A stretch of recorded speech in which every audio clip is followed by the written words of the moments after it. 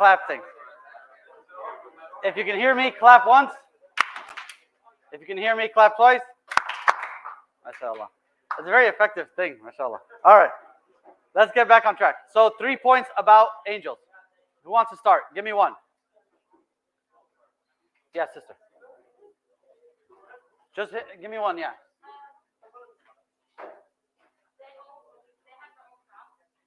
They have their own thoughts. So jobs, tasks. That is actually one of the 3 main things that we believe about angels. They were assigned tasks by Allah subhanahu wa ta'ala. In general. And this is a general belief. You can find bits and pieces here and there in our faith. They are assigned tasks. So they were not created for no reason, but they are specifically designed or created to do God's tasks on earth. Next. Yes. Have no free will. It can be argued. They have, so prior to free will, or in order to have free will, you need to have intelligence, right? Free will, if the thing doesn't have intelligence, how can it have free will, right? A TV, a bottle. So before that, let's backtrack. They have intelligence. Is that agreed? They are intelligent creation of God. Free will, the simplest way to sort of get out of that, or have it's a philosophical discussion. Angels have limited free will. They are not لا يعصون الله ما أمرهم ويفعلون ما يؤمرون. They do not disobey God. It is not in their creation to be able to disobey God. However, they can have discussions. They can think about things. They can have. They do have a discussion, a famous one, the most famous one in Surah Al-Baqarah. What did they say? We said this last week. We did. We did say the ayah last week. Yes. Do you know the ayah? I know you have a question. I'll get to you in a second. Yeah, go for it. No. We're talking about now. What was the conversation they had? We said it last week, sister.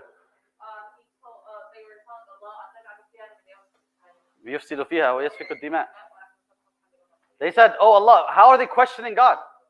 They said, if they had no free will whatsoever, like, wait, oh Allah, they were surprised and shocked. They had to think about it. Oh Allah, are you going to put a Khalifa on this planet who's going to spill blood and cause corruption? So they weren't denying God's command.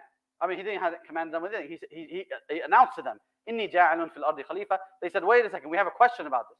So they can think, they can rationalize, they can not object or reject. They can question, say, can you explain to us, help us understand this? So yeah, they limited free will within the realm of obeying God, and because there's a whole philosophical discussion about, well, if they don't have intelligence and free will, is there any dignity or honor or like the raised status that they have? A rock or a tree, they also follow God's command, but they are lower than human beings, and so on and so forth. So angels are on a high platform. That's good. So they fulfill God's task. They have tasks from Allah. They have intelligence and limited free will, but they're not capable of. So they are not judged on the Day of Judgment. Yes or no? They're not judged on the Day of Judgment, which goes back to what you guys had mentioned earlier. The Christian concept that Satan is a fallen angel. But angels, that becomes a problem. Now you added another layer, that angels can disobey. And, well, in that case, they need to be judged. It's not fair that they can disobey and they get away scot-free. And then in that case, it becomes a whole mess of a problem. And there's no proof in the scripture of that kind of thing. So, no, angels are, Satan is a jinn. He was never an angel. Yes? I was going to open it into a discussion about how people get lost into understanding that Satan is a fallen angel, and then they begin to cast judgment upon him. And then that way they will start to have the power of not the law, but like the judging authority of God. And then that kind of gets lost into like the philosophy of like, oh, okay, you can judge someone, right? So like, I'm going with this. It opens that door. Yes, when you're judging somebody, then you're casting a spell of evil upon yourself when you don't even know it. That's interesting. That's an interesting viewpoint. In general, also as an Islamic viewpoint, when you busy yourself with judging others, it always gets in the way of functioning and doing your path in the eyes of God. So it's one of those things where when you've become so arrogant that you think that you're done with your journey in dunya, you have nothing else to do but judge others. That's an interesting concept. Jazakallah khair. Going back, also you mentioned, I got the point from there's a side note from what you mentioned, which is once you've established that angels can fall, you've opened the door to not trust angels, which shows up in Christian scripture or even fiction that's based off of scripture and so on and so forth, where now, well, angels are supposed to be noble and trustworthy and helpful, and now you've opened that door where you have, that's a big problem, a big door to open. What's another thing that we could put on the list of angels? Yes. They are created from light, right? From the Prophet ﷺ's words. Anything else? Yes.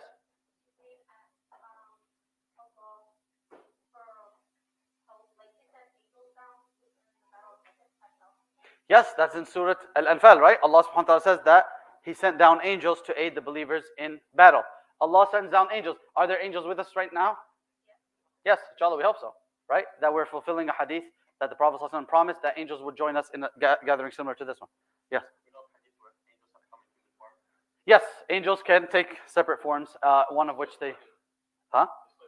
Story of Ibrahim alayhi salam and the hadith that we mentioned a few weeks back, the pivotal hadith in the pillars of Iman and so on. Yes?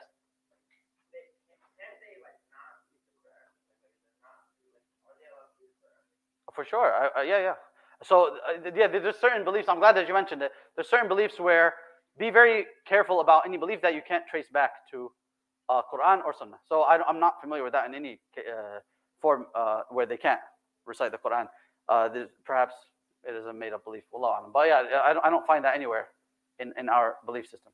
So primarily, our belief in Iman, in order for you to fulfill the pillar of your Iman, the pillar of your faith, to believe in angels, mainly you're supposed to believe exactly whatever's found in the Quran you come across, and the Sunnah you say, okay, in the authentic, verifiable Sunnah you say, well, yeah, sure, I believe that. And typically it doesn't require more than that. Because the amount of actionable extractions that we can take from believing in angels are not as profound or as much, there's not that many branches as our previous belief in Allah. We talked about that for weeks. Because that's our whole life is actionable based on that.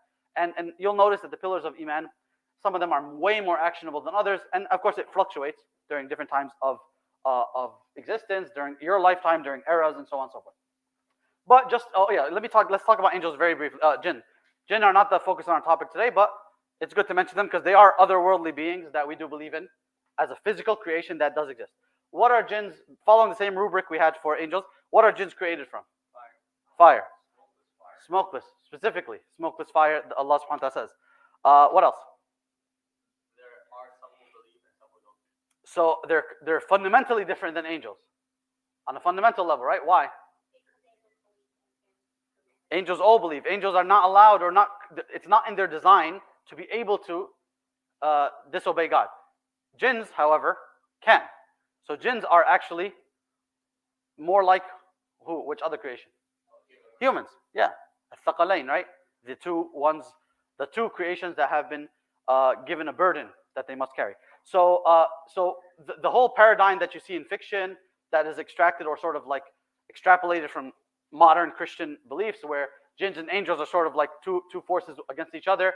So you have like an angel on your right side, but a devil on your left side. Is that something we believe? In Islam, what is it? It's two angels. Two angels recording your deeds for Allah subhanahu wa ta'ala. And because angels, imagine you had an untrustworthy devil recording your deeds that you couldn't trust to speak truth about you. That'll be a big mess. It doesn't make any sense. This is your record keeper who's an untrustworthy witness who's going to come witness against you on the Day of Judgment. It makes absolutely no sense. So yes, these things have been changed over time. People's imaginations and beliefs got into it. So anything else about jinn? Yes. Jinn were created before man. Typically, yeah, sure. There's good and bad jinn. They will be judged. So they will be judged just like human beings. So in that sense, they are actually closer to us in terms of their creation on a fundamental level. So, and they were created from smokeless fire, we mentioned. So I know you don't want to spend the whole time around it, but so then what's the difference between us and them fundamentally, right? And why were they created together? So the why, that's great. I'm glad you asked it. So what's the difference between them and us fundamentally? They're just a different race that Allah wanted itself just one creation that's created from mud or clay that Allah wanted to put through this test. Allah chose two on this earth, in this world that we know. There could be millions or nothing in our understanding. Remember in Tahawi, one of his points was he did not need to create to be referred to as creator, and we do not know when his first creation was, and we do not know that we are His only creation that has intelligence, nor are we the last. Logically speaking, يحتمل الأمرين. It could be either one. Logically, we could be, just from a logical standpoint, we could be God's first intelligent creation. We know that we're not, but logically, if that were the case, it wouldn't change anything. If we were number 5 million, He has created millions of different brands or types from things that we can't even imagine. That wouldn't be a problem in us believing God from a logical standpoint. So just philosophically, people throw things at you. Well, if angels exist, angels exist, and so. Well, how can they not be a carbon-based life form? How can this happen and that happen? We'll talk about that briefly now. But those things are just noise. It's noise in the ultimate belief that the Creator creates, and He may create millions, He may create one or two. It doesn't change anything in His ability, subhanahu wa ta'ala. All right, so very briefly, I want to just give 2 answers. I wanted to extract from you guys, but I just want to make sure I respect your time. The why question. So obviously we said last week, so there's 2 main functions of why. Either you're seeking a rational justification, or you are just, what's some wisdom that I can grasp from angels being a pillar of our faith, believing in angels, and believing in jinn, is it one of the pillars? Yes. So anything mentioned in the Quran must be believed in. However, it clearly carries a lower level, because the angels are mentioned in the Quran many times. However, the Prophet ﷺ, and Allah says, آمن الرسول بما أنزل إليه من ربه والمؤمنون كل آمن بالله وملائكته. The Prophet and all the believers believe in Allah and His angels, in one of the most important ayat in the Quran, the last 2 ayat of Surah Al-Baqarah. So Allah doesn't say jinn there. It's not essential. They don't play such an essential role in our existence, in our belief in Allah subhanahu wa ta'ala. So I want to answer just one of each. One rational justification as to why it's a pillar to believe in angels, but not such a pillar, or not a pillar at all, to believe, even though it's wajib, because it's in the Quran, it's not a pillar to believe in jinn. What's a rational justification that you might have? Yes?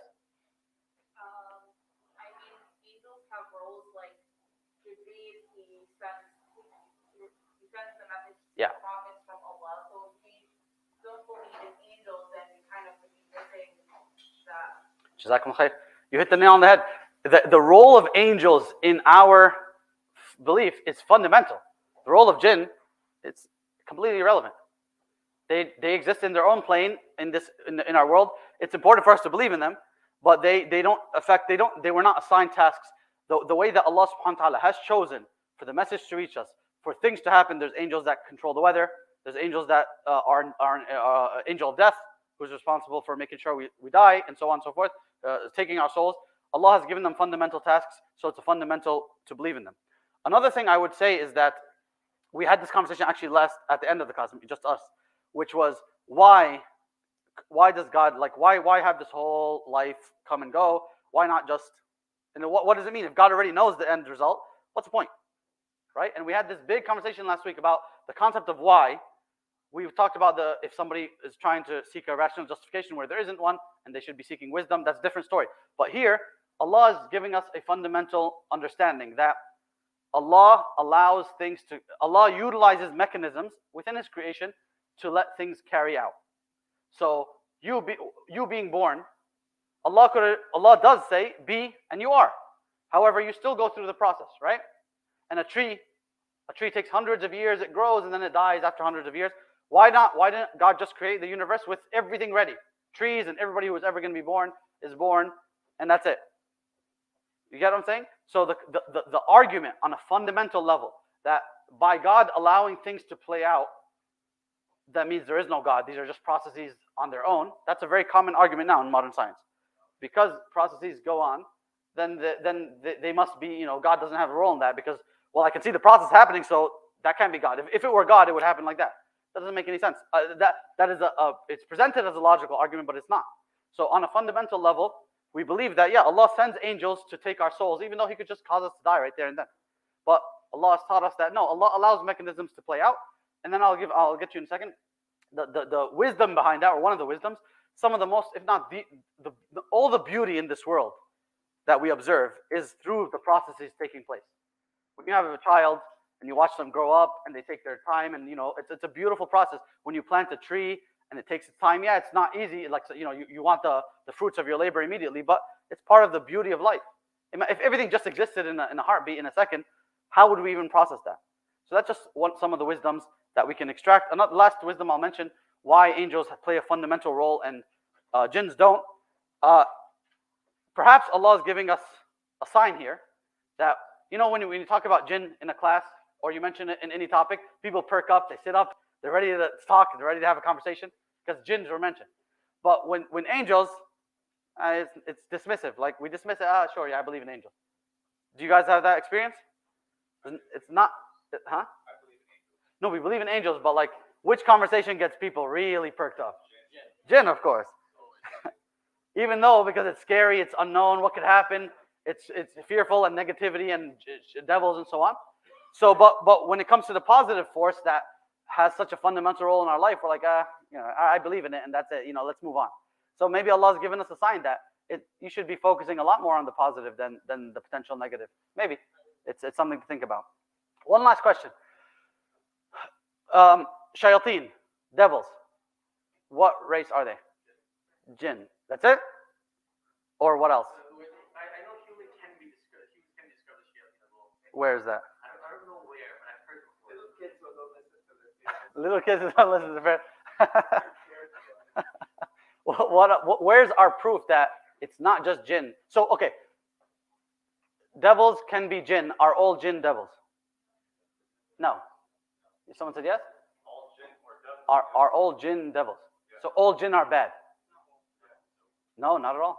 Allah says in Surah Al-Jinn that some of them believe, some of them accept the message because they are mukallafeen. They are going to be judged on Day of Judgment just like me and you. So they were presented a message, do good or do bad, and they can choose just like you and me. So you're telling me that fire isn't necessarily destructive or necessarily evil? Yeah, and we're gonna see a video that gives us some insight about this. Fire is not necessarily evil. We need fire every day of our life. I get it. So it's like very scientific, you're saying. So not even, I don't have any just scientific proof of jinn existing. How our deen started to interrupt. Go ahead. But it's beautiful how our deen allows us to have this discussion on like a logical level. Yeah. I had a question earlier. I was gonna bring up the discussion about how you said that. Ahmed, you ready with the video? Oh, we can start. We as people kind of accept the fact that the universe was created and there's a logical place for everything in the world, and I believe that Allah subhanahu wa ta'ala mentioned this to us through his servants. Likewise with the angels, jinn, humans alike, Bani Adam, and a little bit the connecting thread here was the creation of everything after the pen, and the pen itself had the will of Allah with it. Yes. So there's the pen of the decree, and then there's the pen of the angels, and the pen of the Bani Adam. Mm-hmm. And it's kind of nice how the pen of decree is kind of like the first step. The original, yeah. Yeah. You create I everything think it was on the that. Kursi, right? Was it not the Kursi that was created? I'd have to double check. I know the hadith you're referring to, but based on our creation, or everything that we know, that we interact with or could possibly exist in our existence, the pen exists and Allah commanded it. Write everything that will ever happen in my creation. Right. Yeah. Like the Big Bang. Like people like to look at the the to-do list or something. Like this is what the pen had to do. Yeah. The to-do list with the pen. It was like, okay, all the elements, all the physical Which properties. we talked about last week, which is there's evidence from our scripture that the earth was created in stages. And those stages, as we know now from modern science, the dominant understanding is it took billions of years. And that gives us some insight as to the 6 days that Allah represented or presented in the faith. All right, Jazakumullah khairan, everybody. So that is just some wisdom that we can extract from, what is the proof for our all, that shayateen, devils can be of mankind? Surah An-Nas. من الجنة والناس سبحان الله. Right? Devils, oh Allah, I seek your refuge. قُلْ أَعُوذُ بِرَبِّ النَّاسِ مَلِكِ النَّاسِ إِلَهِ النَّاسِ. Oh Allah, I seek your protection. You are the Lord of the people. You are the creator of the people, etc. Oh Allah, from the devils, al-waswas al-khannas, devils that can whisper in your ear. And then finally, min al-jinnati wan-nas. They may be jinn and they may be nas. They may be people. So no, it's unfair to label for the jinn that may be with us here attending. We don't label all of you in any bad way. No, there are believers amongst the jinn and there are devils amongst the jinn. But yes, the devils amongst the jinn, one of the reasons why they may cause undue harm to us is because we don't see them. If we don't see them, they exist in a different plane that Allah subhanahu wa ta'ala has not explained to us, but He has commanded us to believe in it. And some insight. Now we're going to move on to the video. It's a 10-minute video, I think 11 minutes or 10 minutes. Inshallah, it should be interesting. This is a video that has nothing to do with our faith. The person speaking is actually an agnostic. He's not a Muslim or a Christian or any of the sort. But the idea is, this is a theory, a pretty dominant theory. Has anybody ever come across the 11 dimensions theory? Whoa, not. There's not. Fourth dimension. You have it. Yeah? Well, that's great. I'm really excited that you guys haven't heard about it, because then it's going to be something interesting for you to hopefully pay attention to. So just a disclaimer, I sifted through like a dozen videos to try to get this one. I wanted one with some visuals, like those really good YouTube videos. Honestly, I could not come across one that was, the ones with the visuals and stuff, they get really wacky, and they talk about like, like traveling through time and stuff. That's theorized, but like they just focus on that because I guess that's what gets them clicks and views. So I had to get this one, which is somebody talking, but I hope the topic is interesting enough to get us thinking. It's about 10 minutes. Pay attention to it, inshallah, and we'll have a discussion afterwards, inshallah. So it's a theory of 11 dimensions, or how many dimensions exist out there. It's a pretty dominant theory. If I'm not mistaken, it is the dominant theory out there as of today. But let's take a look, inshallah. Let's pull it up. I apologize. Give me one second. Yeah, sure. All right. In the meantime, let me give some of my motivations for sharing. So, have you ever been accused of your faith being outdated? In high school setting, college setting, online. They go like, "Wow, you still believe in angels?" Nobody ever had that happen? Personally, wow, inshallah. So you keep company with good people. Nobody has ever said like, "Well, you still believe in angels?" That's ridiculous. That happened to me. That when I was in high school, and that was a big downer for me. Like, it was a big motivator for me to, like, a demotivator rather, in my belief in faith. Where I just didn't have an answer for a lot of these things. Well, you believe in angels? Have you ever come across a hadith? There's a hadith that I love a lot. The Prophet Muhammad said, when you recite Ayat al-Kursi before bed, what happens? Allah subhanahu wa ta'ala assigns an angel to stand at the foot of your bed. If I'm not mistaken, I can't remember if this is the hadith or not, in full armor, to sort of stand guard over you all night from spiritual threats. And I always was fascinated by this hadith. Like, all I do is recite Ayat al-Kursi. I'm joined by an angel who just stands guard, standing his post all night until I wake up. It's a very powerful feeling to be in the presence of an angel. Another hadith, the Prophet ﷺ said, when you gather in a masjid like this, bayt al-nabiyutillah, and you discuss the Quran, you discuss Allah's words, you discuss your faith, the angels join you. In another hadith, he said, ﷺ, that angels that are Allah assigned them to wander the earth, when they see a halaqah of dhikr, they see a gathering like this one, they stop wandering, they say, well, let's just sit and listen. And they join us. So we believe, inshallah, that angels are sitting with us right now as we speak. But where are they? Unseen. They're unseen, right? You can't see them. Do you believe, how confident are you that they're here with us? 100%, and I hope so, inshallah. But I'll be very, very honest with you guys.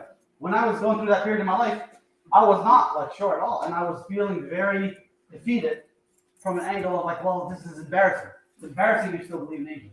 It's embarrassing you still believe in jinn. You believe in devils. You're being silly. This was like, I guess like the company I kept, and then like non-Muslims or atheism was a lot more popular. It's still popular today, but it was what was referred to as the period of militant atheism. If you guys are familiar with that time in the late 90s, early 2000s, it's when it's referred to now. I don't know if it's on Wikipedia or whatever, but it's referred to as militant atheism, like very aggressive atheism. All these this guy himself, I don't know how to pronounce his name. It's right there. I can't remember. He was very like if you look at his old videos before he had white hair, he was like 20 years ago. No, serious. He was a very big atheist then. His videos are still on YouTube. He's not a believer. He's an agnostic now. But he's a theoretical physicist. He's out in CCNY in New York. But he's very famous, and he was a big atheism sort of component on the internet. There was also Neil deGrasse Tyson, Sam Harris, Christopher Hitchens. All these guys. They used to call them the four horsemen of the apocalypse or whatever. These guys were big, and honestly, we saw people like in our community, Muslims, dropping like flies. They go to college, they come back a month later, atheists. It was really bad. Alhamdulillah, these days now it's not cool anymore. Atheism is still on the rise. But it's not cool anymore to be a militant atheist, which is very interesting how these things happen. I thought it would be, but just subhanAllah, the cycles of human behavior. You got your ups, you got your downs. And now we're going through a down. I guarantee, oh Allah, based on society, I think we're going to have another rise again. It's, again, people are still atheists, but they don't have that level. Unless you went through it, and that was my years in college and stuff. It was brutal. I'm telling you, some of my friends became straight up full-blown atheists. So that was a really tough time for me. And I just couldn't reconcile the understanding of this attack that always came. Well, science does not allow for that. The beliefs that you have, they're embarrassing, they're outdated. How do you still say that? And some of these guys, including, I don't know about him, but some of the others were very harsh. And they just drew fan base left and right. So now he's a bit changed. He's not a believer by any means. He doesn't refer to religion, but he has his views have matured mainly because of his work. He's a theoretical physicist, and he's going to explain a little bit about it here now. Let's go this one. Is my cursor there? I can't see it. Yeah. Science fiction. I want to understand how it works in string theory, in fundamental physics, and then potentially in cosmology in large extra dimensions. So how significant is this in our understanding? Let me tell you a story. When I was a child growing up in San Francisco area, I used to visit a Japanese tea garden and visit the carp swimming just beneath the lily pads in a two-dimensional pond. I used to spend hours looking at them. They would swim forward, backward, left and right. Their eyes were to the side, and they couldn't see me. I was in the third dimension. I was in hyperspace. They were totally unaware that there was a universe beyond their pond. And then I thought, well, what happens if I reach down and grab one of the fish, lift the fish up? Maybe that fish was a scientist, and the scientist would say, bah, humbug, science fiction. There's no world of up. Up does not exist. Well, I would grab this scientist, lift them up in the world of up, hyperspace, the third dimension. What would he see? He would see beings breathing without water, a new law of biology. Beings moving without fins, a new law of physics. And then I would put the fish back into the pond. What kind of stories would he tell? Well, today, we physicists believe, we cannot prove it yet, but we are the fish. We spend all our life in three dimensions. We go forward, backward, left, right, up, down, thinking that anything beyond our pond, anything beyond our little puny universe is science fiction. We say, bah, humbug. We can't say that anymore because the concept of higher dimensions now is the biggest game in town. You see, three dimensions, there's not enough room to put all the laws of physics.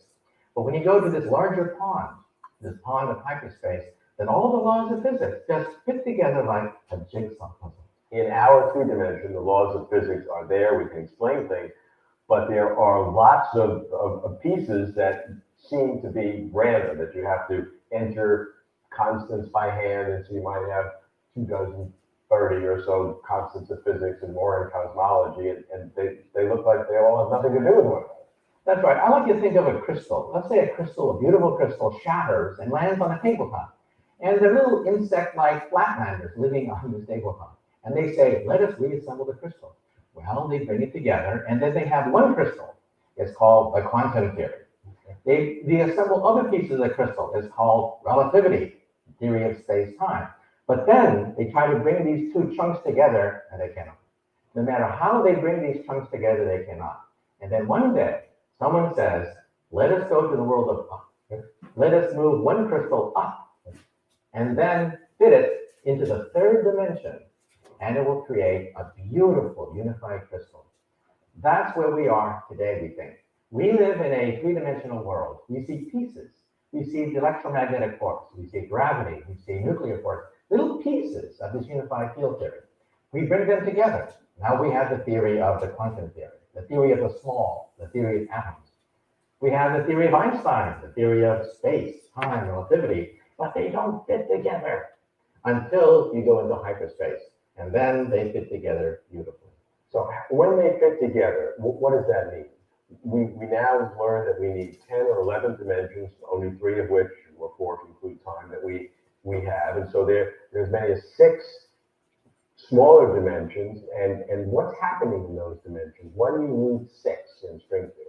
Well, today we see the world as this very broken. We see pieces of it. But at the beginning of time, when the universe was first created, that's when the crystal existed in its perfect form. We call it the superforce. A single superforce held this crystal together. But then we have the Big Bang, which shattered this crystal, giving us the shattered universe of today. When you look around you and you see the different forces, mountains, clouds, planets, it's broken. We live in a horribly broken world. But at the instant of creation, there was perfection. There was perfection in a higher dimension. This perfection cannot exist in 3 dimensions. Now, some people say, well, why 10? Why 11? Well, it turns out that there are certain magic numbers in mathematics, numbers which have spectacular properties. It turns out that if you go to a 13-dimensional universe, a 15-dimensional universe, it's unstable. Particles would prefer to collapse down to 10 or 11 dimensions because the mathematics shows that self-consistency is important. They're unstable. Universes in 29 dimensions are simply unstable. And so the mathematics has shown that we need 10 or 11 dimensions, including the 3 we see, to make stability. And so the simplest of forces or strains can then emerge in our 3-dimensional world in the particles and forces that we normally see. That's right. So in this crystal, the crystal exists in a higher dimension, but it eventually cracked apart for reasons that we are still trying to understand. And the 3-dimensional world we see today is quite broken. Now, where are these higher dimensions? Look at smoke. Smoke permeates throughout a room. Smoke permeates in all 3 dimensions, but smoke never disappears. Smoke never flows into the 4th dimension. Therefore, a 4th, 5th, 6th dimension has to be smaller than smoke. But atoms also don't suddenly drift away into hyperspace. Therefore, these higher dimensions have to be smaller than an atom, or else our universe would float away. Okay? So we think that at the beginning of time, there was this perfection of 10 or 11 dimensional hyperspace. But these other dimensions curled up, so small that atoms cannot leak into these higher dimensions. So these are the kinds that look from a distance as if they're one-dimensional, but when you get very, very, very small on scales that are much, much smaller than an atom, they actually would curl around each other and be like a straw. That's right. So that the universe we see around us really is hyperdimensional, but we can't see it because these other dimensions are curled up. They're too small to be observed. Compactification is the word that I think string theorists use. That's right. If I have a tabletop exists in 2 dimensions, but I can roll it up like in a cigarette, roll it up, and then I see this 1-dimensional thing, which is actually 2-dimensional if I get very close with a microscope. So we think that these higher dimensions are all around you, in your body, in your living room. The pond touches the 3rd dimension at every point. So if I have a pond and we are the fish swimming in the pond, and you ask the fish, where is the 3rd dimension? The answer is everywhere. All right, now we have that's on the microscopic scale. What about large extra dimensions that seem to be talked about now in some theories of cosmology? Well, strings can only vibrate in 10 dimensions, but in the 90s, there was a revolution that it turns out that if you add an 11th dimension, one more dimension, then membranes can exist. Not just little strings, but beach balls and golf balls can vibrate. And perhaps our universe is a membrane, in which case, perhaps some of these dimensions could be large, perhaps even infinite. So once you go from the 10-dimensional world of strings, where these dimensions are very tiny, and go to an 11 dimension, then you're talking about a whole new picture, a picture whereby some of these dimensions could be huge. And that may even explain why gravity is so weak. Gravity is a very weak force. Perhaps gravity oozes, escapes into these higher dimensions, and that's why gravity is so weak. The so-called hierarchy problem, which gravity may be 10 to the 39th or 10 to the 40th times smaller than the electromagnetic force. It seems that these two are fundamental forces to have such a vast difference in scale. It doesn't seem to make sense. That's right. I could put sheets of paper on the table, comb my hair, and you do this in elementary school, pick up the sheets of paper. Well, I just defy gravity. The Earth weighs 6 trillion kilograms. I defy 6 trillion kilograms with a comb by picking up pieces of paper with the electric force. That's how weak gravity is. And perhaps these higher dimensions is due to the fact that space oozes, gravity oozes into these higher dimensions. Now, these, if we look at the possibility of these large extra dimensions, which you said might be infinite in size, are we limited to these extra 6 or 7 dimensions other than the 3 we see, or might there be a vast number of infinite number of dimensions, as well as each one being infinite in size? How many infinities are we dealing with here? Well, we think that 11 is the upper limit. Some people actually have looked at 12 dimensions. In 12 dimensions, we have 2 times. But in 13 dimensions, the universe becomes really unstable. I've looked at 13. It's a horrible dimension to work with mathematically. 12 seems to be the limit. And even in 12 dimensions, you have double times. Yeah, I don't know what to make of that. But one thing is maybe we can experimentally see some of these objects, because if the universe is hovering just above you, it is invisible to you, light goes underneath, and that may explain dark matter. Dark matter is invisible, it has gravity. The Hubble Space Telescope has given us matter, so that it's invisible matter. Maybe it's nothing but an ordinary galaxy hovering just above us in another dimension. If you read H.G. Wells' famous novel, The Invisible Man, he becomes invisible because he's blown into the 4th dimension. He's hovering just above us. Light goes underneath the invisible man, but he can look down on us. So perhaps dark matter, which makes up most of the matter of the universe, is nothing but ordinary matter of a galaxy hovering in a parallel universe just above us. Under the thinking, gravity then being the only kind of force that can transmit between, in some way, between different dimensions. It's the one thing that different dimensions are permeable to would be gravity. Everything else can't penetrate it, but gravity can. That's right. We are like flies on flypaper. The flypaper represents our universe. We're stuck. We can't get off. But gravity oozes between flypapers. And therefore, we can actually perhaps detect experimentally the presence of alternate universes. This is not just science fiction. Perhaps with our instruments, we can detect dark matter-like objects from other universes hovering just above our universe, because gravity oozes between dimensions. All right, any thoughts? Was there a bunch of more Mojambo? Yeah. Did you understand? I think he explained it very down-to-earth explanation. I'll give you guys just a very quick demonstration. Anybody ever read A Wrinkle in Time? Yeah. Fiction book they made us read in high school. I hated it.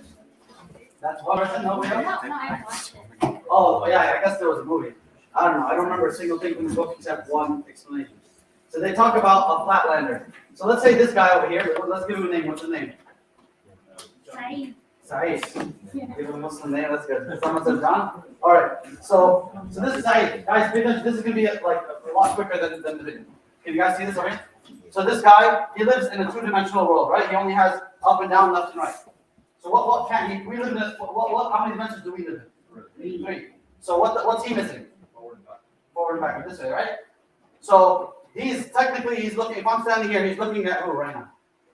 Us. He's looking at me. He can technically see you guys. If he lived in a 3-dimensional world, but he can't actually see you right now. Why? He only knows up and down because he's 2D, and he knows left and right. So up and down, left and right. He doesn't have out. I can't even draw out here. I have to attach something here to stick out. This world doesn't exist to him. So I could be standing right here, breathing in his face. He'll feel the breath, and the weather's changing. But as far as he's concerned, where's that coming from? I cannot see a single thing. Yeah, right?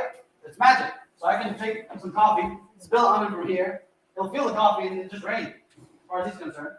He doesn't have any understanding or any real understanding. He'll have some theories and so on and so forth, but he cannot experience the 3rd dimension. It's all invisible to him. It can affect him, he can't affect it. He can't even perceive it.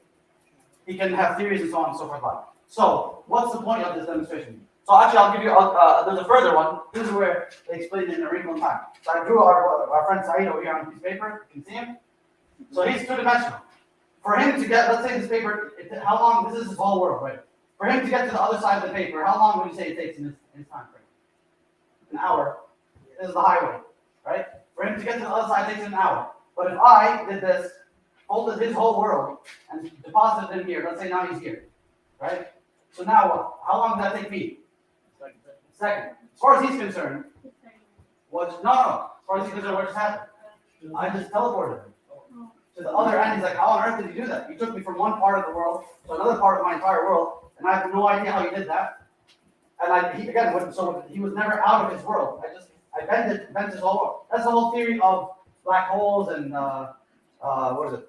There's a bunch of other terms that are beyond me, honestly. But that's the whole theory of black holes in the universe, and wormholes and so on. You get from one. That's like real scientific theories. Obviously, it has a lot of development left in it. So the idea here being what is that based on this is the most dominant theory. It used to be considered science fiction. It is the most dominant theory in terms of the consideration of dimensions in our universe. The theory is 11. Some people say 6, or they've estimated the maximum of 6, and others have gone beyond. The whole point is, if something exists in a different dimension, it can be sitting right there next to you, or right there in front of your face, and you will never perceive it. You can get the effect of it. So, what are your thoughts on that in relation to what we were talking about today? I think it goes back to what we were saying, like what I said earlier, like we know so little, and there can be so much that we don't. That we make macro assumptions on a micro level, right? Yes. We take very small pieces of evidence and assume that's everything in the world that exists. But really, like you said, like you're only seeing things on a 2D level. Well, 3D markets. Yeah, 3D. But still, yeah, I see what you're saying. Yeah. As well, we came to mind. A lot of sheikhs say like when Allah refers to sab'a samawat, we are in the first sama. Like everything that we know of is in the first sama. There's still another 6 sama that we have no idea about, right? So it's an interesting kind of qualitative analogy. No, that's the whole concept, is that what we know, and just science continues to prove it, is that what we know is that what we don't know is so much greater than what we know.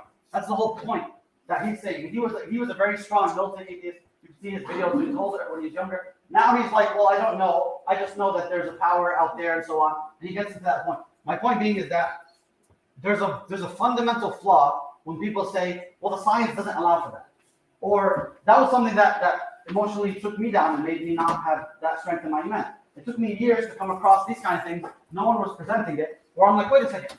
All those attacks that I had to perceive or I have to endure, or all those things that made me almost lose my faith, made some of my friends lose their faith. 5-10 years later, it said that, oh hey, actually the science does allow for that. Angels could be sitting right next to you right now. You could be receiving the blessing of an angel right now, or some power or some benefit, just like me breathing on Saeed over here. He can feel the breath. He just doesn't know what's going on. Like what I don't see it, I don't perceive it. It can be happening. And Allah says in the Quran about Iblis, about Shaitan, who's a jinn. They see you, him and his people, his fellow jinn. They see you that from a place that you cannot see them. And similarly, Allah, if you run this by all of our understandings of otherworldly beings, even barakah, things that Allah subhanahu wa ta'ala teaches us that if you do things the right way, barakah is granted to you. What's barakah? It's an intangible blessing. We don't know how to quantify it.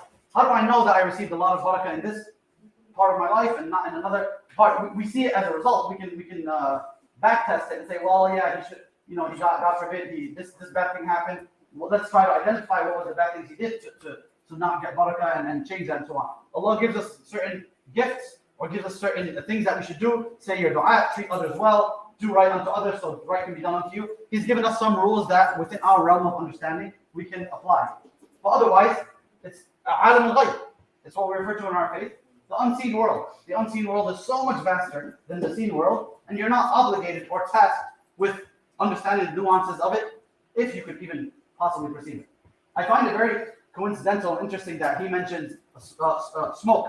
He said one way that we can test for on a very basic level if something is disappearing into the fourth dimension or another dimension is smoke, because it just tends to permeate the entirety of the 3 dimension.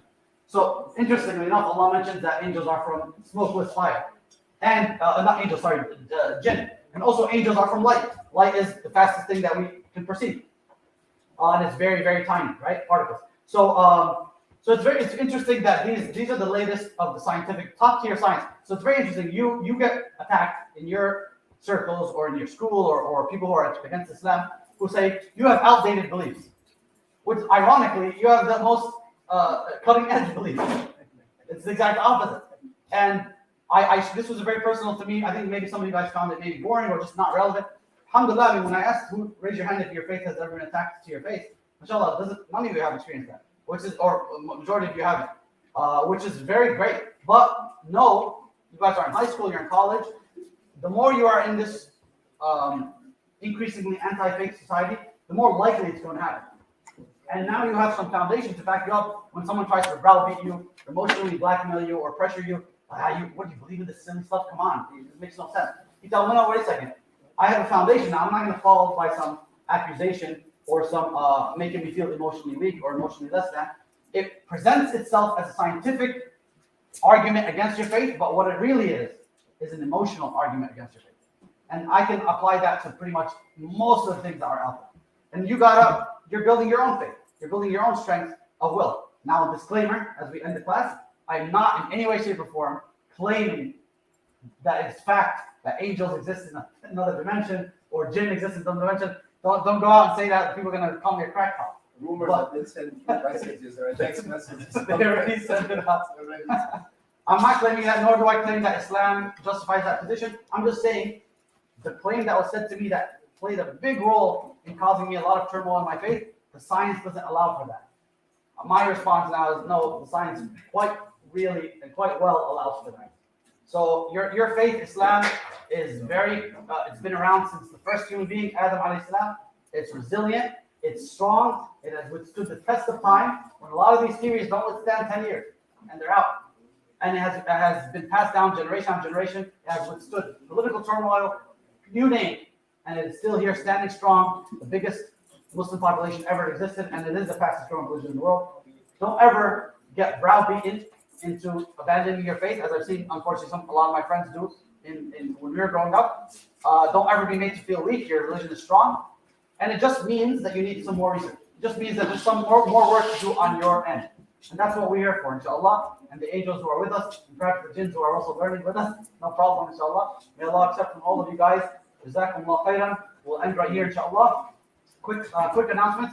Next week we'll be together, but daylight savings it will be daylight savings time because it's happening this Sunday, inshallah. So we will be meeting here 7:30. Just about 7:30, or Isha is 8:45, you said? Inshallah, we'll sit down at Salat Maghrib 7:15. Okay. And just right after Salat Maghrib, 7:30 right away, inshallah. Okay. So the goal is I try to keep it a length of 1 hour. It's 9:05, so we're just about the 1 hour mark. So 7:45 sharp, I'll be starting. But I don't want you walking in late and missing the intro. So just be here like 7:30ish, 7:45 sharp, we start the class. 8:45 sharp is adhan, iqama of Isha. Salat Isha. Right after, inshallah, we'll Salat Isha, then everybody goes. Yeah. It's between Maghrib and Isha. So between Maghrib and Isha, come here, grab a coffee, chat with your friends, inshallah. That's next week, okay? Fellas, we're wrapping up, inshallah. The week after, everybody, please listen up. The week after, March 22nd, it will be round 2 or part 2 of Sheikh Yassin Fahmi's class, inshallah. We'll be here on Tuesday evening. Unfortunately, I won't be with you guys, but you're going to have something way better, inshallah. With They can invite anybody, inshallah.